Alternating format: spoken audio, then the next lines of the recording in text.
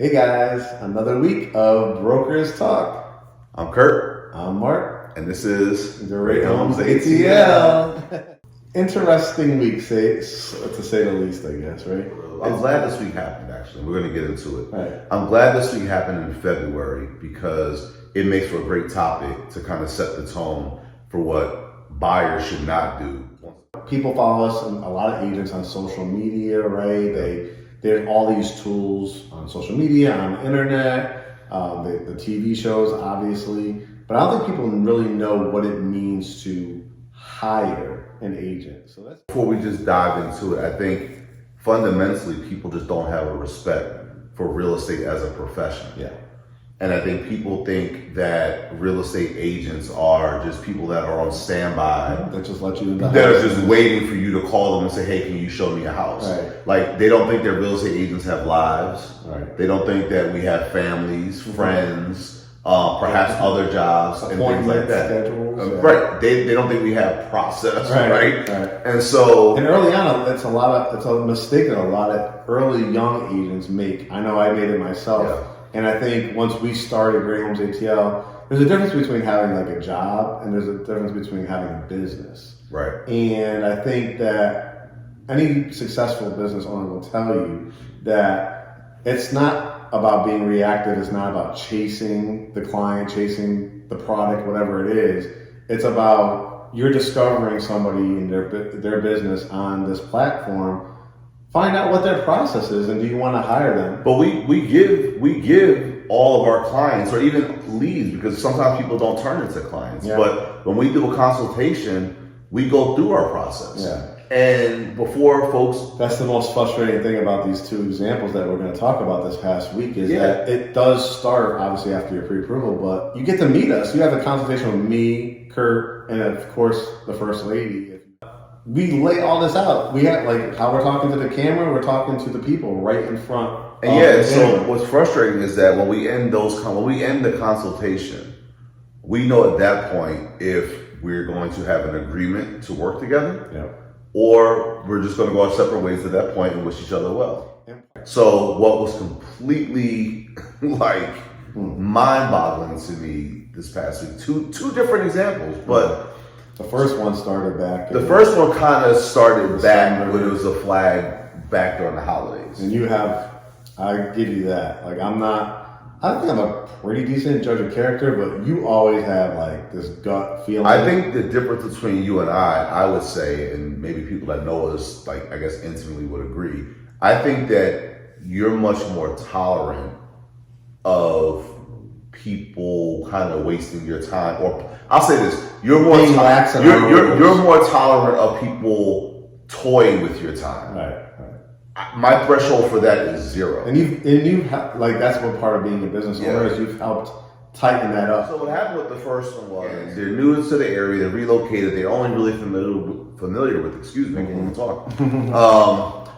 They're only really familiar with the area that they've been renting in, and so we sent them some options with new construction because that's what they said they wanted. Yeah. And then around the holiday time, they started like throwing random resale options, or hey, can we go see this house? Mm-hmm. And you know our process for resale is now we don't do one-offs, especially in a market like this where it doesn't. And what's shocking about it is that and I think you always give me kind of credit for this, but I will work hard to build relationships, and especially especially in these scenarios, most people, not all, we talked about this in other videos, not everybody's made for new, but these particular buyers were very well qualified. So even though some of the things that they were looking for in this environment was a little tough, you know that if anybody could find it, it will be me. And so I literally had them on at least 4 lists of new homes that in this environment we talked about. It's a wait and see, and it's not that far. They're like probably March, April that they said that these lot releases. Yeah. Their lease was not up, and our consultation was not up all the way until October. Yep. So new releases are happening. We're sending you to new areas that you have discovered, not because you knew about it, but because we put you onto it. Mm-hmm. So all of a sudden, around Christmas time, we get, hey guys, we're interested in this resale home. After There's been no communication about that we're pivoting or anything like that. And so at that point, I remember we talked to them. That's a red flag. We talked to them. They wanted to see a house as they were leaving town for a week. Right? Christmas time. So that didn't happen, needless to say. When they came back, I wanted to have a conversation with them because I wanted to know how did resales enter the search, because every time we've spoken, you were very clear on you did not want resale. And in that scenario, we still do, like, we're not blowing you off. Like, we still did our due diligence. That house was under contract the next day. I mean, I knew it would be. Right. I mean, you know what this market is doing. So we said, which direction do you want to go? Well, we got them back on track. Basically, the end of that conversation was, no, we still want new. We just saw this house, and it just stood out to us. Okay, fine, whatever. It was like 2 weeks later, you know, you and I are like with another client actually, an hour and a half outside of the city limits. And I'm like looking at my phone, you know, you're driving, or it was a Tesla driving itself. Yeah, it was driving itself. And I'm like, we're heading to appointment 2 of 5 houses that we have to see that day with that client. And it's like a screenshot. And it's, hey guys, we want to see this house like right now. It was like 2:30 in the afternoon on a Sunday. We're already nowhere near. But here's the kicker: we were supposed to go out with them on that Saturday. The appointment time with them was that Saturday, but they didn't want to go see anything. They said there was nothing. There was nothing worthwhile. There was nothing worth going to see. Right?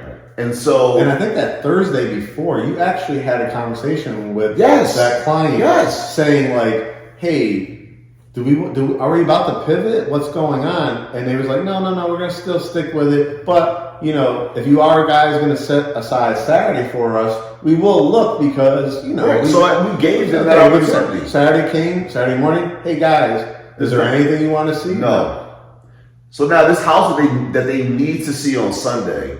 It hit the market on Friday. It hit the market, so it could have been. So it could have been on the list of things that we could have gone to see on Saturday. So don't do the one-offs. It doesn't make sense to do the one-off. But the thing that irritated me about this is that I personalized it.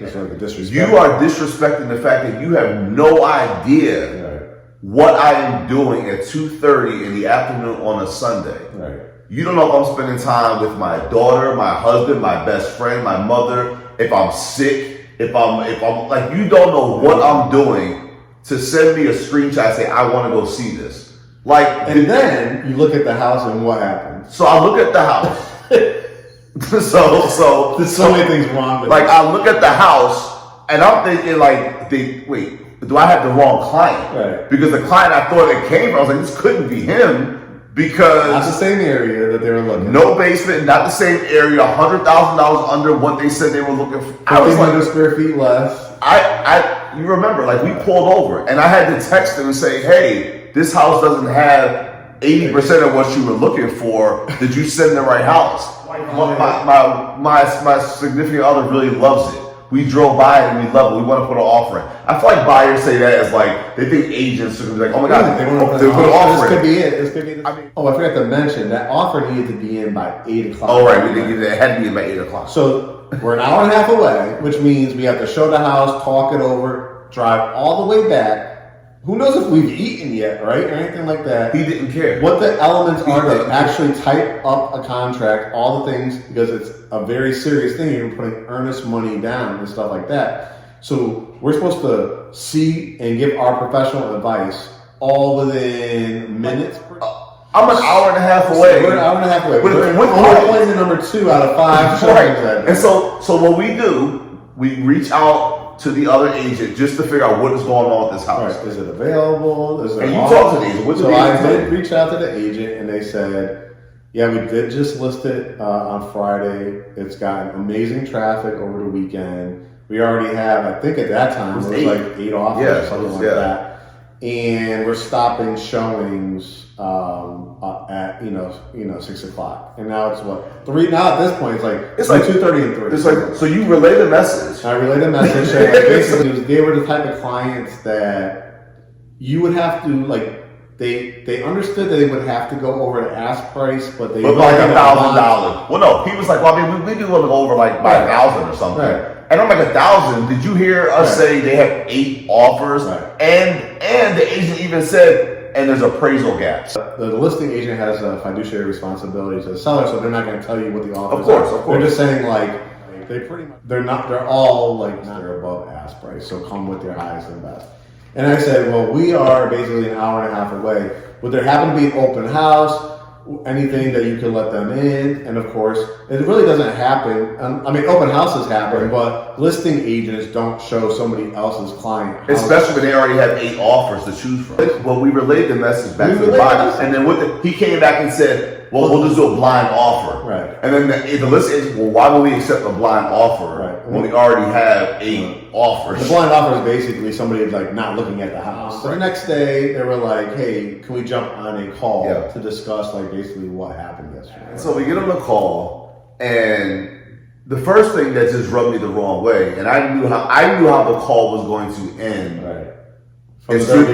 Just how it started, because I knew going into the conversation, I knew that if it didn't start with an apology for them, because we had told them, hey, we're actually with clients that are out of town, basically only for today, and so we can't get there, and it was like they didn't want to hear that. So when I went into that conversation with them, I already knew that if it didn't start with, hey guys, we got excited, we got overexcited, we just want to apologize. Right. I knew that if it didn't start with that, I knew it was going to end with, it wasn't going to work out. I kind of tried to jump in because I know we tried to balance each other out because he could, he's always obviously very respectful. You know, he was very upset in the sense that I was too. Like, you're not respecting our time and like you're taking away our time. Even though through all this, we still did the due diligence of trying to find. But let me just say this. So I said, remember why you hired us. Yeah. I said, it's not just about getting you in to look at the house. The scenario was going to be, even if we could get up there, we were an hour and a half away. We even let you into the house.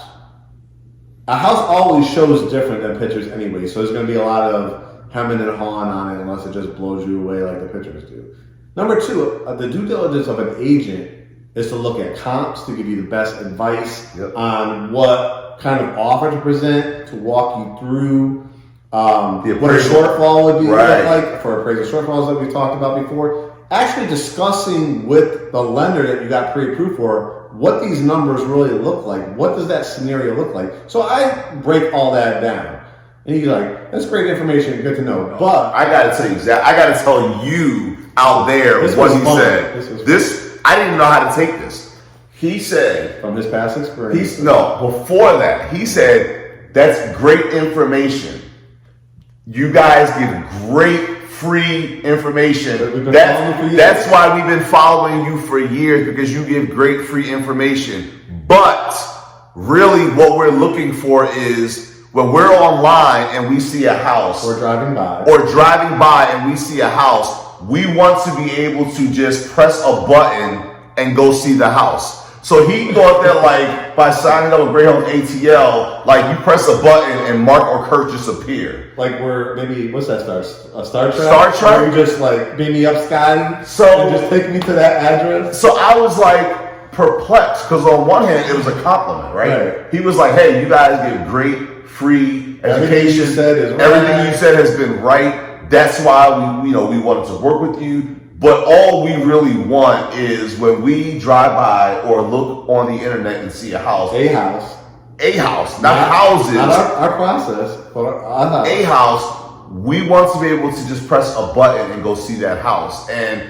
I don't think, and this was the dig, I don't think that you guys are really going to be able to keep up like that. So you know me, I'm always respectful, but I know who I am and I know what we represent. And I know what we do. Right. And so I said, well, it's not about how many people are with our firm, but there's no experienced agent is going to give up their time to allow you to just press a button and they just appear. You might find an agent that has just gotten their license. A lot of young people, and this is not a dig, this is not a slight, but a lot of young, hungry agents that are just waiting for that one opportunity. Like, those are the agents that when you press a go see this house. Like, they're the ones that are waiting by the phone. But you know what happens with that? People like this former client, he is not a client. People like this former client, what they don't understand is that when you even do that to a young agent, you have young agents out here that like are barely making it. And when you do that, you don't even have any real intent on moving forward necessarily with the purchase of the house that you're asking that agent to show you. Because if you go there and you say, oh, I don't like it, you go on about your day and just do it against the next agent. And that's the disrespect. And that's the whole message of the disrespect. Yeah, that's the disrespect. It's like when you hire an agent and you agree to their process. Yep. If you are just, and I'm telling, we tell you this because not only because we're a business, because we know what's effective. When we first were looking at houses before we were licensed, and all the mistakes that people have made is being reactive instead of proactive. So in that scenario, what happens, guys? You let them in the house, they're interested in it. The whole thing is like, you hire an agent because in our situation, we're not just agents, right? We're brokers, which means that we have a different level of experience and education. And responsibility. And responsibilities. Our responsibility is to make sure you make the right decision based on the criteria that you told us. In this situation, the criteria went away, which means the location, the type of home. There are plenty of agents and brokers out there that if that's what they want to do, then that's what they'll let them do. When a buyer is unhappy about the purchase that they made, the narrative becomes, I had this agent that made me do this. We get the call from people I've gone through 5 agents. I've gone through 5 agents and this Kurt usually, like, I'm surprised he doesn't click off on that. But I usually tell him why I'm going to click off on that. But we usually don't. We don't do that. So the other thing that happened, so we had another client that had another one followed us for years. Yeah, big fan. I feel like all these fans, I'm about to start saying, we're the haters at. So another big fan followed us for years. We did the consultation. Everything was great. They were a little scattered about where they wanted to live, et cetera, et cetera. We last spoke to them around the holidays as well. Yep. They agreed, hey, our lease is up, I think in the fall, so we want to wait because they were going to do a resale, I believe. The area they lived in, guys, and this is why we always talk about knowing your numbers and location. Yep. The area that they were renting for their budget, there's absolutely no way they would be able to at least get new. Absolutely no. I mean, they could dream new. Right. Their budget allowed for maybe new condo, 1-bedroom condo. Yeah, right. They were looking for like a single family 4, 5 bedrooms. Yeah. Then they changed, don't even get me started on that. They changed about, well, maybe we'll consider a townhouse. Then we presented them a great opportunity pre-sale for new townhouses. Oh, we looked at it and we didn't like that they were attached. Maybe you should start with the definition of what a townhouse is. I didn't realize that townhouse shares walls. I was expecting a bigger backyard. So the problem that they had was, like a lot of people, where you rent does not necessarily mean that's where you can afford to own. Yeah. And we went through that. Yeah. I mean, we used to live in Virginia Highlands. We lived in Midtown. We lived in Morningside. We lived in very affluent areas as renters. When it was time to buy, we had to basically get our butts out of there. Right. And so with them, I don't think they could really wrap their head around the concept of like, you can't afford to own here. Right. You can live there and continue to rent, but you can't afford to own. So let's show you areas and products. And so every area that they saw, they struggled because they couldn't unsee the area that they have been living in. Well, one of their things was the famous, we get this a lot too, guys. It might be 20 to 30 minutes within the city, close to the city. I don't even entertain that. When people say they live in that Sandy Springs. What's the Sandy Springs? It was like somewhere there. It was in that area. I mean, when people say I want to be 20 to 30 minutes from the city of Atlanta, I'm always like, you could live in Atlanta on Peachtree and it will take you 30 minutes to get there. That's the final story we got to talk about. Basically, so we had a conversation again. We level set what we were going to do. The plan was we were going to resume sometime in April or May. Mm-hmm. And the lease was up towards the end of the summer. And the lease was up toward the end of the summer, so that made the most sense. Okay, fine. We get in writing, on text. Yes. Everybody agrees. This was writing. Good call. So not even just conversation. We have receipts. Then we get a note like, hey, out of nowhere last week. hey, so we want to terminate the agreement. Not on a text, not a call, an email, which was never have been used. That was never the form of pre-approval. communication. That was the only time we've got So, I mean, we're not in the business of keeping anybody that doesn't want to be So kept. we're like... But I was confused, genuinely. Like, wait, we last spoke and we had a plan, and that plan wasn't supposed to resume until April.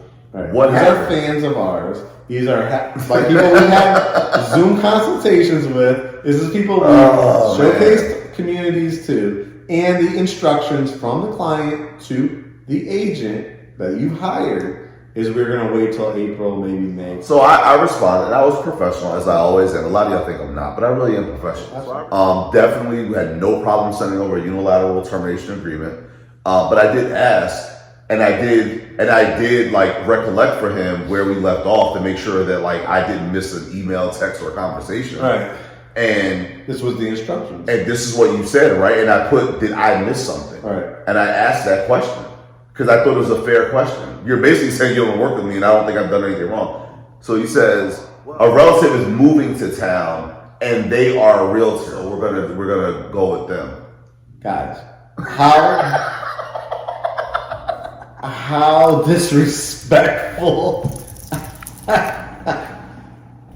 The ultimate disrespect. The ultimate disrespect. And what's infuriating to any agent that you hire is you're our client. We didn't scout you. We didn't reach out to you. You reached out to us after following all our content for years. Everything you liked about us, part of the family, all that kind of stuff. Mind blown. Mind blown. And you know what? Because you know me, like my doesn't know the area. I mean, doesn't know the market. Who knows? Did they just get their real estate license? You know what? I wish them well. Yes.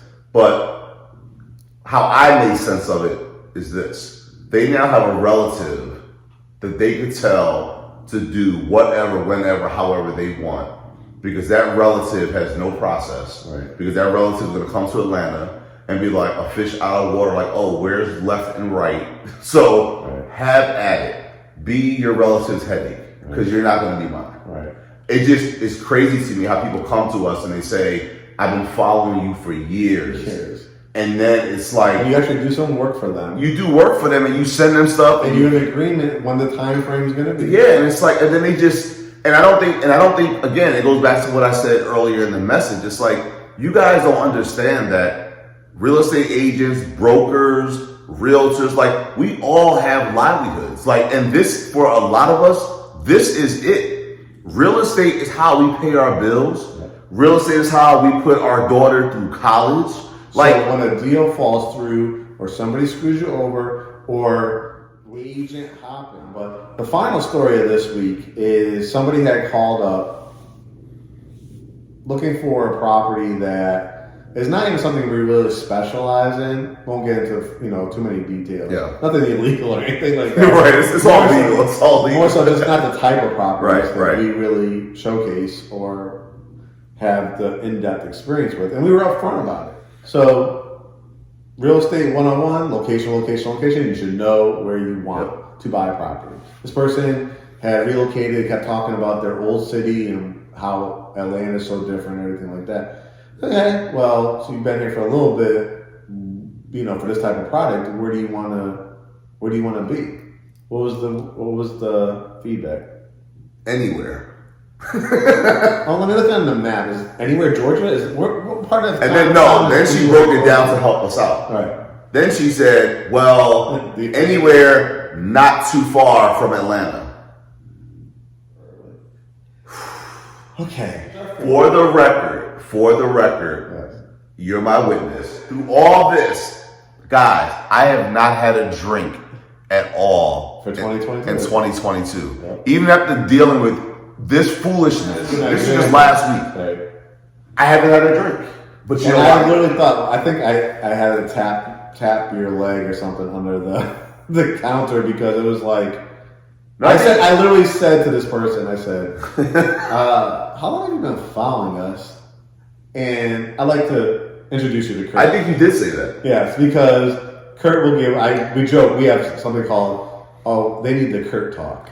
And that's really like bringing everybody back to focus to what in a the real original way. objective In a was. real way. We had the choice to say, I don't think this is a good fit. Okay. The reason why we told her that, this really isn't a good fit for us is because as an honest agent, as honest brokers, if we know that what you're looking for is just not something that is feasible for us or hope to help you with, we're not your yes men. We're just not going to sign you up to then be puppets. If we can't sign you up because we know we can take control of our own process to get you what you want, then we are going to say, actually, I think we're probably not the best fit. We're not the agents that are going to waste your time and just have you waiting on stand. That's just not what. So with her, to the point, we were just like, you don't know where you want to be. You don't seem to know much about the area. And this is not even our wheelhouse to play in. It's like Shark Tank. For all those reasons, I'm out. I'm sure you guys see from our personality, we always joke, I give it to you sweet, he gives it to you. Kid gloves. Yeah, the kid gloves on, he gives it to you, kind of that spiciness. But to give you a little bit behind the scenes of really what goes on is that, not just for us, the good ones, there's a lot of good ones out there, including us. And what we want you to think about before hitting us up or any agent is, do I want to hire them? Yes. And that includes their processes, their personality, their experience, all that. You don't just push a button. And I won't even say, I'm not even recommending this, but if you're somebody that really is just window shopping, understand that right now, the Atlanta market is on fire. Yes. And so even if your thought is you just want to press a button to go see a house and you're going to use some, random agent that you have no real plan on doing a deal with, just think about the fact that that agent has bills to pay too. Yes. And the time that he or she is taking to go show you a house just because you want to window shop, he or she could be showing somebody a house that actually is ready to put an offer in so that he or she has an opportunity to get paid. So at the end of the day, respect the profession of real estate. Respect the knowledge and expertise of your agents and brokers, and respect their time and the fact that, like you, they have personal lives and they have responsibilities to other people too. So be respectful of that the next time you think about hitting one of them up to waste their time or toy around with it. Hire. Peace, guys. Have a great week, and on to the next week. Send us some feedback in the comments below. Let us know what you guys think. If there's other topics that you want us to talk about, you want to know what's going on behind the scenes in real estate, we'll let y'all know. Put them in the comments. Let us know. Talk to you soon. Peace.